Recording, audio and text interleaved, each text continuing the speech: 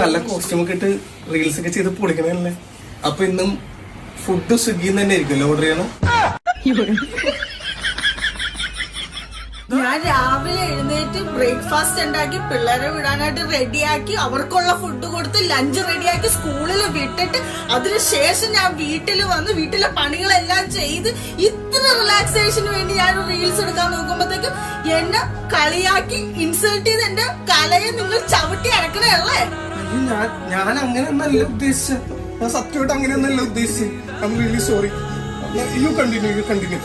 അതെ, സ്വിഗ്ഗി വേണ്ട, സൊമാറ്റോ എന്ന് ഓർഡർ ചെയ്തോ.